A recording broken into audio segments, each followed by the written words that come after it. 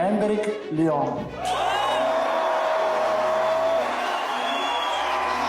Um garoto de 19 anos que foi ignorado pelo Dorival, deixado no banco pelo Xabi Alonso e teve que sair do maior clube do mundo para provar que era bom, esse garoto está na Copa do Mundo. E quando o nome dele foi lido no Museu do Amanhã, foi o segundo mais celebrado pela torcida, atrás apenas do Neymar. O mesmo Neymar que está disputando a última Copa da carreira e que tem no Endrick o jogador mais parecido com ele que o Brasil revelou nas últimas 2 décadas. Hoje, no Footplay News, nós vamos revelar o porquê que o Endrick seria o herdeiro natural do legado do Neymar na seleção brasileira. Mas antes, deixe o seu like, se inscreva no canal e comente aqui embaixo. Você acredita que o Endrick é realmente o sucessor do Neymar na seleção brasileira? Ou existem outros jogadores que estão disputando a mesma vaga? Comenta aí, rapaziada, e bora pro vídeo. Existe uma cena que resume o tamanho do que aconteceu na convocação do dia 18 de maio, quando o Ancelotti leu os 26 nomes no Museu do Amanhã. 2 foram recebidos com um tipo de barulho diferente de todos os outros. O Neymar, que foi disparadamente o mais celebrado, um aplauso carregado de emoção, de alívio, de amor construído ao longo de uma carreira inteira. E um pouco antes, o Endrick, uma comemoração diferente, mais jovem, mais urgente, com mais energia de quem está reconhecendo algo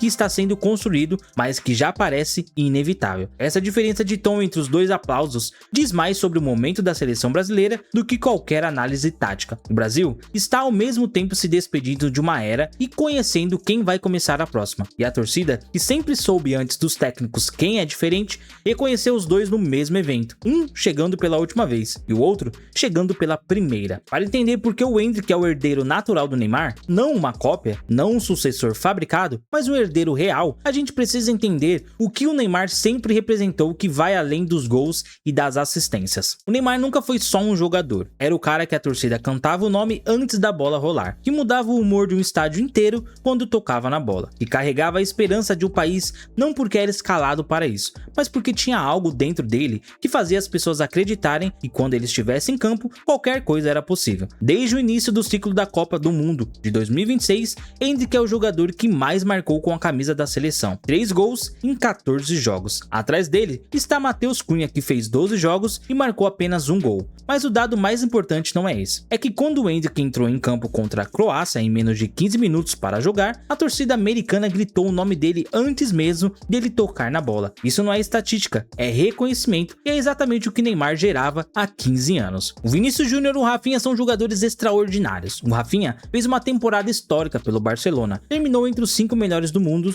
na bola de ouro. O Vinícius ganhou o prêmio de melhor do mundo há alguns anos atrás. Os 2 são referências reais do futebol europeu, mas nenhum dos 2 conseguiu, em nenhum momento do ciclo da seleção, criar aquela conexão emocional com a torcida brasileira que transformou um jogador em um símbolo. O Rafinha vai fazer 30 anos este ano. O Vinícius teve temporadas excepcionais no clube, mas nunca correspondeu com a mesma consistência pela amarelinha. Eles são grandes jogadores que vão ajudar o Brasil a ir longe nessa Copa, mas o cara que vai assumir o espaço emocional que o Neymar vai deixar quando pendurar as chuteiras não é nenhum dos 2. É um garoto de 19 anos que foi ignorado por 2 técnicos, sofreu no banco de reservas do maior clube do mundo e apareceu na primeira oportunidade que teve para mudar um jogo decisivo. Esse perfil de aparecer quando todo mundo desistiu de esperar é exatamente o perfil do Neymar. A trajetória do Endrick até a Copa do Mundo é uma das mais resilientes que o futebol brasileiro produziu em muito tempo. E ela precisa ser contada com honestidade, porque o imediatismo do torcedor brasileiro apagou parte dessa história enquanto ela estava acontecendo. Com 15 anos, já jogava o sub-20 do Palmeiras, sendo o melhor em campo. Com 16, foi campeão brasileiro e já estava vindo ao Real Madrid por quase 70 milhões de euros.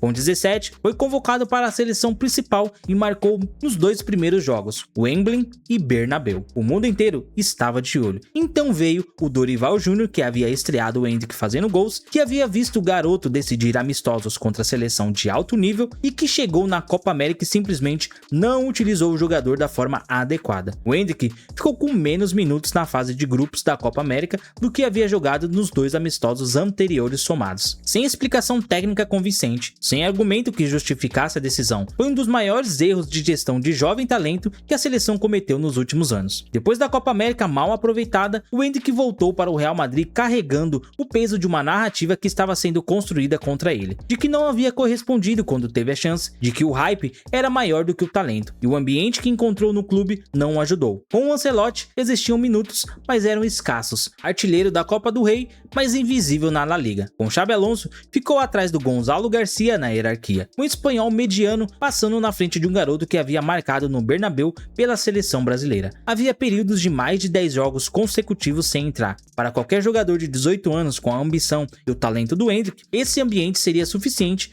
para criar insegurança permanente. O que o Endrick fez foi diferente. Usou a frustração como combustível e escolheu ir para a França reconstruir do zero. Essa decisão tomada com a maturidade de quem entende que o caminho longo às vezes é o mais rápido é o que separa jogadores que realizam o potencial dos que ficam pelo caminho. O Lyon foi o capítulo que transformou a narrativa. Em 5 meses, 8 gols e 8 assistências em 21 jogos, 16 participações diretas em gols, aprendeu francês o suficiente para dar entrevista coletiva no idioma, mesmo sem ter a obrigação de fazer isso, já que voltaria para a Espanha. Quando o próprio técnico Paulo Fonseca o criticou publicamente numa sequência abaixo do esperado, não respondeu em entrevista, respondeu em campo, e quando deixou o Lyon, a torcida francesa que nunca tinha torcido por ele antes, o ovacionava numa partida onde o time perdeu por 4-0. Essa capacidade de criar conexão emocional com torcidas que não são a sua, em países que não é o seu, no idioma que aprendeu em meses, isso é algo que o Neymar tinha e que pouquíssimos jogadores brasileiros tiveram. O Endrick tem essa dimensão além do campo, e na Copa do Mundo, que é o maior palco do futebol, essa dimensão vale tanto quanto qualquer estatística de gol. O Endrick não vai ser titular desde o primeiro jogo. Ancelotti tem Vinícius, Rafinha, Martinelli e outros na frente da hierarquia.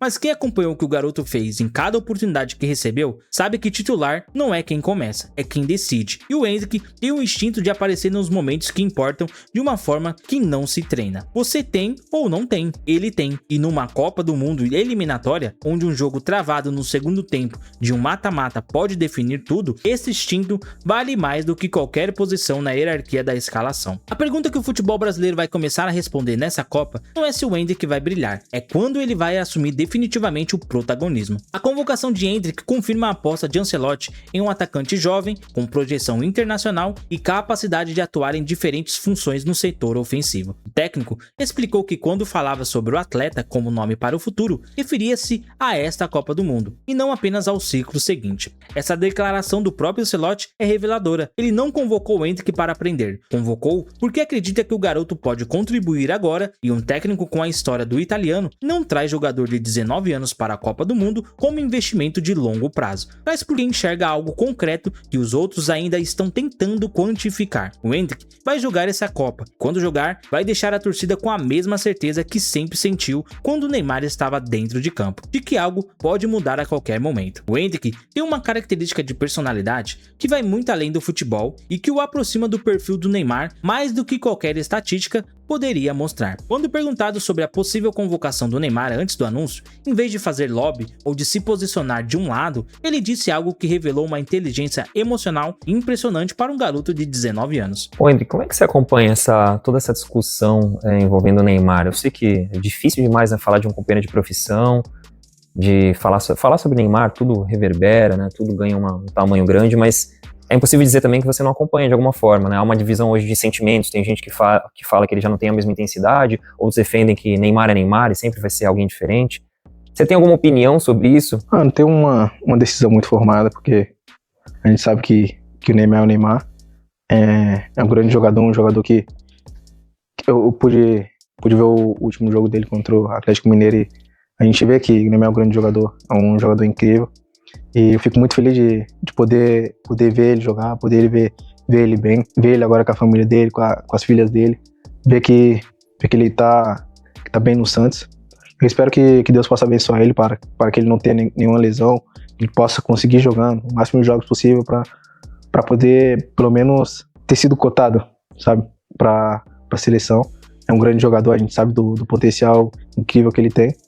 E que Deus possa abençoar ele no dia 18 e claro, primeiramente que seja feita a vontade de Deus, depois vem o Ancelotti e se ele for para a seleção, eu não tenho dúvida que ele vai se doar inteiro para a equipe, não só para a equipe, mas também para todas as pessoas ali da CBF. Essa resposta, dita com a naturalidade de quem sabe exatamente onde está pisando, é o tipo de postura que constrói respeito dentro do vestiário. Enquanto os outros jogadores faziam lobby abertamente, o Endrick colocou Deus e o treinador na frente da própria opinião. Não porque tem opinião, mas porque entende que o vestiário da seleção e o que você diz fora do campo importa tanto quanto o que você faz dentro dele. O detalhe que mais impressiona na história do Endrick até aqui não é nenhum dos gols, é a forma como ele lida com cada adversário sem perder o fio. Virou meme por dizer que o ídolo era o Bobby Charlton, um jogador que não viu jogar e conheceu por videogame. Não ficou bravo, não reclamou, levou na esportiva e depois explicou com naturalidade como tinha descoberto a história do jogador inglês. Quando Dorival o queimou na Copa América, não deu entrevista atacando a decisão. Foi para o Real Madrid e tentou trabalhar dentro do espaço que tinha. Quando o Xabi Alonso colocou Gonzalo Garcia na frente dele, não vazou nada para a imprensa. Esperou a oportunidade e aproveitou quando veio. Essa consistência entre o comportamento dentro e fora de campo é a marca registrada dos jogadores que duram no topo por muito tempo. O Neymar teve isso quando era mais jovem, a capacidade de transformar qualquer pressão em motivação em vez de drama. O Endrick tem isso com uma naturalidade que surpreende para alguém que ainda não completou 20 anos. O Brasil vai disputar essa Copa do Mundo com o Neymar e o Endrick no mesmo elenco. E essa coincidência histórica vai ser contada por muitos anos se o Brasil ganhar o título. O maior artilheiro da história da seleção na última dança ao lado do garoto que vai carregar a próxima geração. É o tipo de encontro que o futebol raramente oferece de forma tão clara. O Pelé passou o bastão para o Zico. O Zico não chegou a passar para o Romário. O Romário nunca passou para Ronaldo Fenômeno de forma oficial. Mas o futebol fez isso naturalmente. E agora, pela primeira vez em muito tempo, o Brasil tem a chance de ter essa passagem de bastão acontecendo numa Copa do Mundo, com os dois em campo, o veterano e o herdeiro, cada um com um papel diferente, mas igualmente importante na busca pelo título que o país espera desde 2002. A despedida do Endrick do Lyon com aquela mensagem "eu decidi que não ia matar um leão, eu decidi me tornar um", é um resumo mais bonito de uma trajetória que ainda está no começo. O garoto que foi queimado pelo Dorival e ignorado pelo Xabi Alonso, que passou meses no banco de reservas do Real Madrid e que escolheu transformar cada uma dessas frustrações em combustível em vez de desculpa, que foi para a França, aprendeu o idioma em 5 meses, saiu com 8 gols e 8 assistências e voltou com a vaga na Copa do Mundo conquistada na raça, no último momento, do jeito que os grandes fazem. O Neymar faz sua última Copa e ao lado dele estará o único jogador brasileiro dessa geração com a mesma fagulha. Aquela coisa que não tem nome, mas que a torcida reconhece antes de qualquer técnico explicar. O Brasil vai entrar em campo em 13 de junho contra o Marrocos,